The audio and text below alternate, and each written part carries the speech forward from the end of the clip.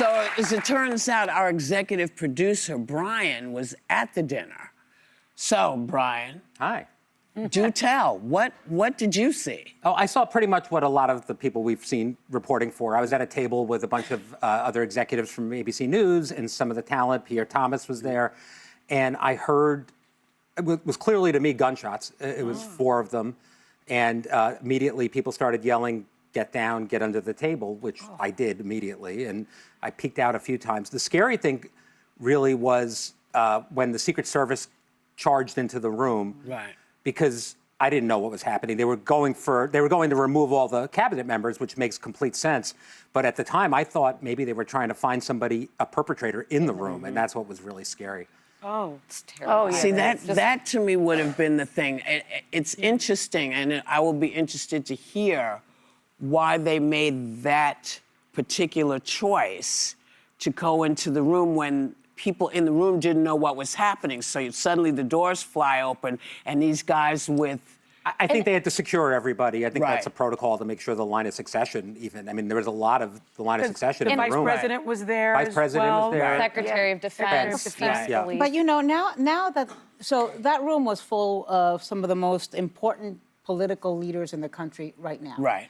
Now they know, they've lived it in their own flesh, the fear that our school children go through. Yes. Now they know what it's like to have to jump under a table the Yeah. way that school children Yes. jump under a desk.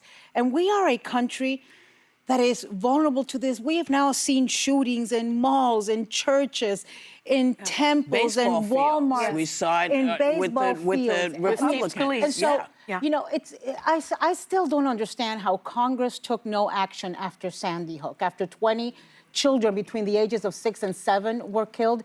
But maybe now that they have felt the fear themselves, Yeah. they will do something But what I on don't gun understand reform. is how, when we have anyone that has Secret Service detail come near this show, the building is cleared out. They walk the hall, like it's for a day before. How do you have that many people in the line of succession in one room and not more awareness of the hotel and its this is the 3rd time this. Two things can be true at once. Everything I have read is that Secret Service did an incredible job Yes. with Yes. what they were Correct. told to do, but that doesn't mean that these events are without risk. Like having attended it, if you book a room in the hotel, you have a lot of access. You can't go into the ballroom. There are magnometers you go through. Right. You get metal detectors. You need to have a ticket to go into the dinner, but you can get pretty close. A lot of people will book rooms because they want to see the celebrities. They want to see who's coming in. Yeah. I can think, and I won't even say them out loud because I don't want to give bad guys ideas, of a dozen vulnerabilities at high-profile events in D.C. that I've attended, that it's like, how have we not,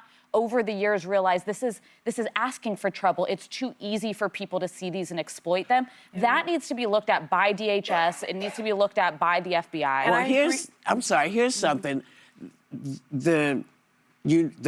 You know who always talks about he's a builder, he knows how to do this. Maybe he needs to build a new hotel there that has a big enough ballroom where they don't have to go to the Hilton, where the ballroom is under the building. This is what he says he does well.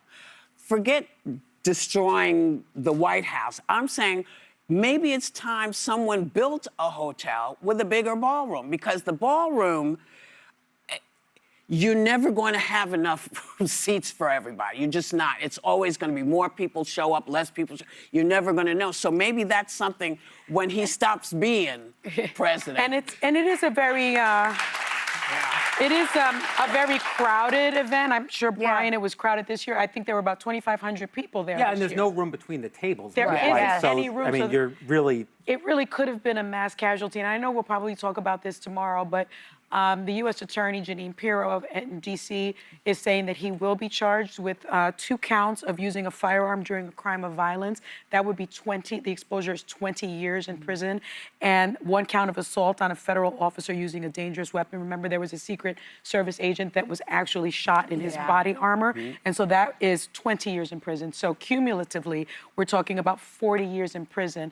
The man, Hinckley, who tried to assassinate President Reagan, spent 30 years in a mental institution. So he will likely spend the rest of his life in prison, and so that is... As he should. As he should.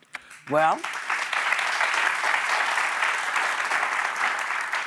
You know, it's, you can't say it enough. You can't say it enough. We have to do a better job. And thank God for the Secret Service. Thank God that, you know, this thing was in the basement where you couldn't get to them. So you had to go here and here and here before you could even get to here. So thank goodness for that. But there has to be a better way to do this. There just has to be.